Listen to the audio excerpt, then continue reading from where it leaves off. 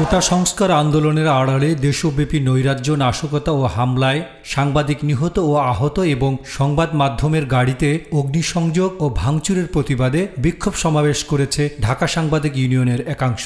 মঙ্গলবার বেলা 12টায় জাতীয় প্রেসক্লাবের সামনে এই বিক্ষোভ অনুষ্ঠিত হয়। ঢাকা সাংবাদিক ইউনিয়নের সভাপতি সোহেল হায়দার চৌধুরীর সঞ্চালনায় বিক্ষোভ সমাবেশে উপস্থিত ছিলেন বাংলাদেশ ফেডারেল সাংবাদিক ইউনিয়নের সভাপতি ওমর ফারুক ও সাধারণ সম্পাদক দীপ আজাদ। এছাড়া আরও উপস্থিত ছিলেন ঢাকা সাংবাদিক ইউনিয়নের সাধারণ সম্পাদক আক্তার হোসেন সহ বিভিন্ন সাংবাদিক নেতৃবৃন্দ। আমরা অনেক সহ্য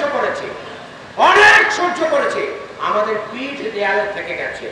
আপনার পক্ষে বললে আমরা ভালো, আপনি অপরাধ করবেন, সন্ত্রাস করবেন, নাশকতা করবেন, সেটির প্রতিবাদ করলে আমরা মার খাবো। সেটি আজকে ভাবার সময় এসেছে। কমপ্লিট শাটডাউন বাংলাদেশে কোনো আন্দোলনে, সংবাদপত্র সকল আন্দোলনে কর্মসূচির আওতামুক্ত ছিল। এবার প্রথম আমরা দেখলাম কমপ্লিট শাটডাউনে সংবাদপত্র, সংবাদ মাধ্যম আওতামুক্ত ছিল না।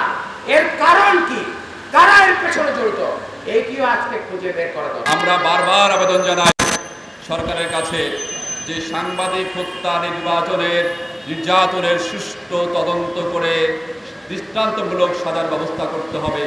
মানববন্ধনে বক্তারা বলেন, সংবাদকর্মীদের উপর হামলাসহ সাংবাদিক নির্যাতন, হয়রানি এবং সাংবাদিকদের উপর সহিংসতার ঘটনা বেড়েই চলেছে। সাংবাদিকদের দায়িত্ব পালনকালে যারা বাধা প্রদান করে তাদের বিচারের আওতায় আনার দাবি জানিয়ে বক্তারা বলেন, সাংবাদিকদের কলমের মাধ্যমেই দেশের প্রকৃত ঘটনাবলী তুলে আনা সম্ভব। নির্যাতন করে সাংবাদিকদের কলমের লেখনী বন্ধ করা যাবে না।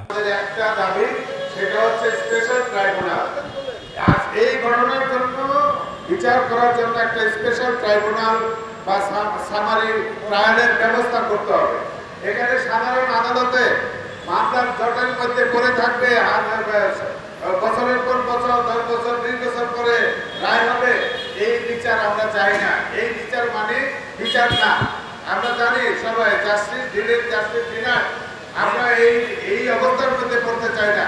অবিলম্বে স্পিডি ট্রাইব্যুনাল গঠন করুন অথবা সামারি ট্রায়ালের ব্যবস্থা করুন। আল আমিন সেলিম, গণমানুষের আওয়াজ, ঢাকা।